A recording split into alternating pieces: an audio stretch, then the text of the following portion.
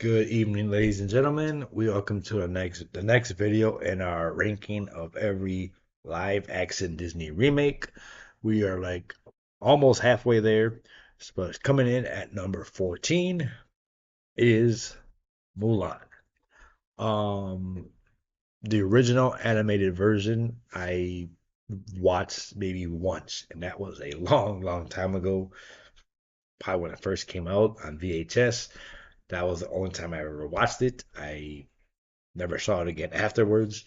Um, I feel like this was another movie that could have easily be remade into live action because it's not really that much of a fantastical, whimsical, but movie like how most Disney films are.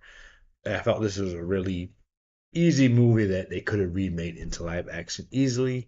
And I know a lot of people were upset the way this movie was remade because they cut out the music numbers, not the music numbers, like the songs and everything. They cut out Eddie Murphy's Mushu, the cricket. They cut out a lot of the, I guess you could say,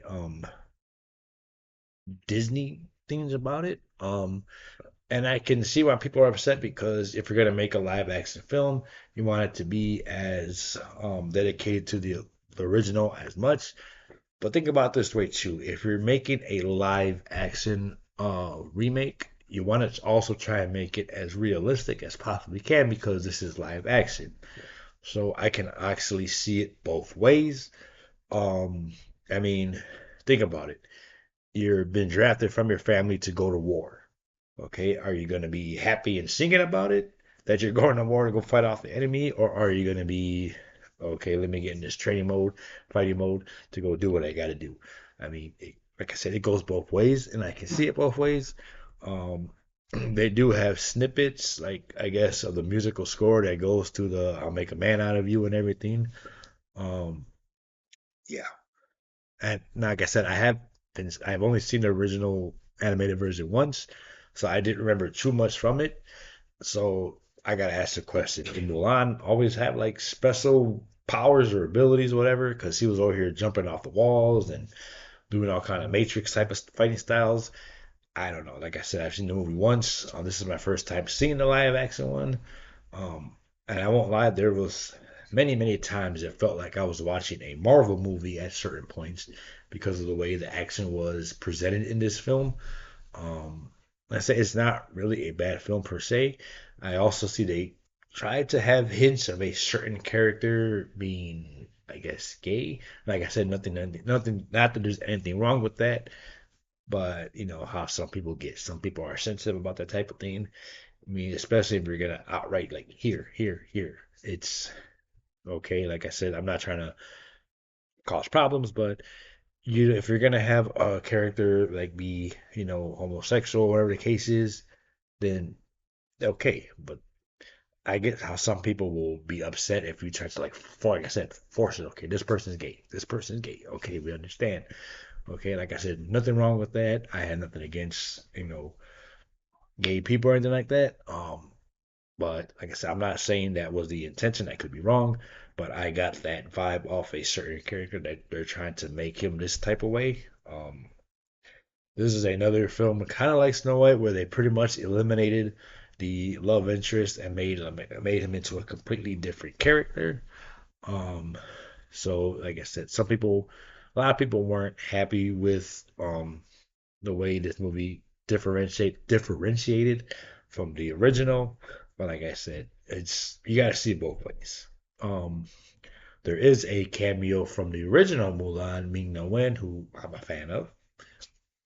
She makes a cameo appearance towards the end of the film.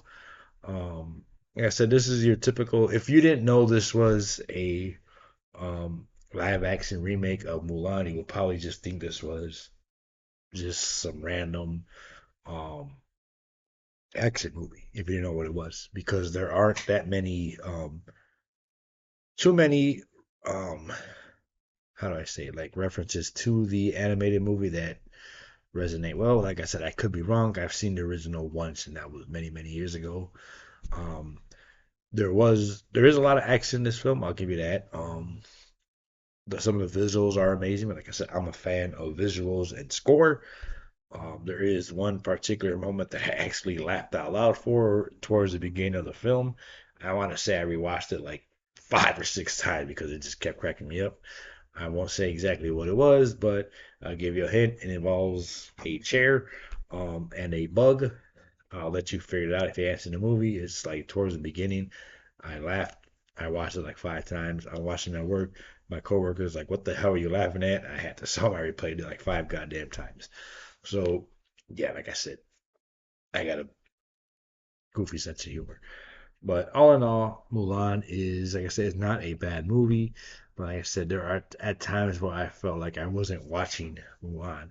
I felt like I was watching a movie in the Marvel series due to somehow some of the action is perceived, and all the I guess I don't know, really know how quite to choreography. I guess you can say you call it that. Jason Scott Lee is in this film. He was played Mowgli in the original 1994 live action Jungle Book.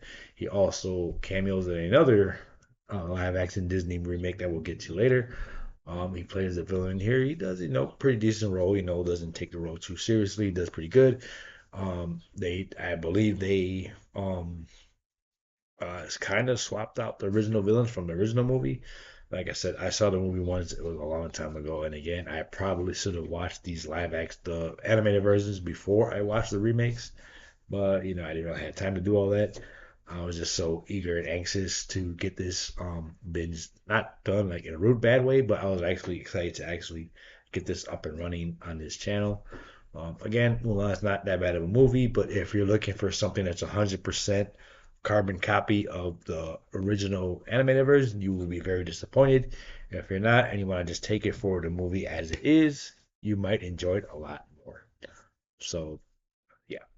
Again, another short video. Like I said, I promise you, we will get into more detail of these films with some of them more to come.